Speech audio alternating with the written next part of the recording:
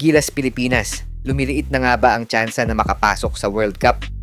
Makuha kaya nila ang 6 na sunod-sunod na panalo para makakuha ng isang slot sa top 7? Samantala, China at South Korea pasok na sa second round matapos ilaglag ang Chinese Taipei.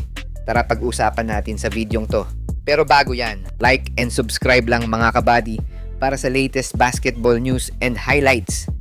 Sa pagkatalo ng Gilas sa New Zealand at Australia sa third window, lalong sumikip ang tsansa ng Pilipinas para sa inaasam nitong slot sa World Cup.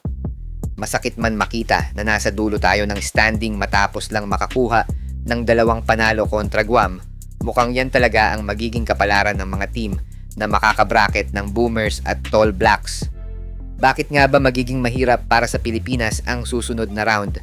Taliwas na nagsasabi na easy game na ang mga susunod na laban nito. Sa Group E, kung nasaan ang Gilas, ang makakalaban nila sa susunod na round ay Iran, Jordan at Syria. Simplehan na lang natin mga idol. Top 3 teams from each group ang papasok sa World Cup at ang best 4th finisher sa Group E or F ang papasok at bubuo sa top 7 teams. Worst case scenario, kung walang maipanalo ang Gilas sa next round, goodbye World Cup na agad. Simply as that.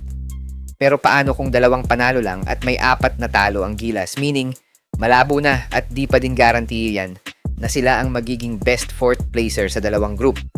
Take note lang na maraming teams from Group F ang may mas magandang record kesa sa Gilas, kaya ang 2-4 standing sa second round ay delikado pa. Pero ano nga ba ang advisable win-loss record na dapat makuha ng Gilas?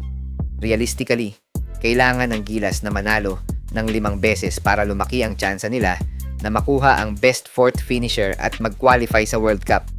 That will give Gilas 7 wins at 5 losses in total na masasabi natin safe na para sa top 7 basta makakuha sila ng 5 panalo sa Jordan, Iran at Syria. Paalala lang mga idol na wala ng 1 buwan bago magsimula ang second round ng qualifiers, kaya naman dapat paghandaan na ng Gilas ang mga laban nito dahil kung target talaga ni CTC na makapasok sa World Cup, seseryosohin niya at ng SBP ang magiging laban nito sa August 28. Kayanin kaya ng Gilas manalo ng 6 na sunod?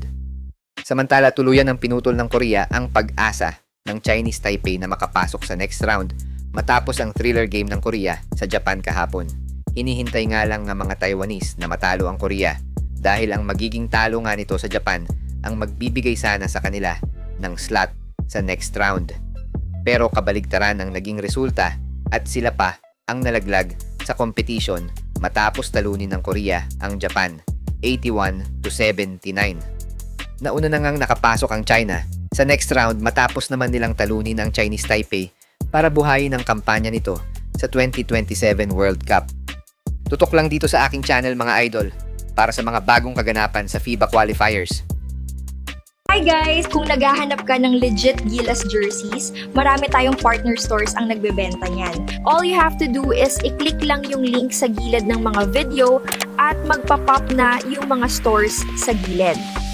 Get yours now guys at huwag kalimutan mag-subscribe kay Overdrive Highlights.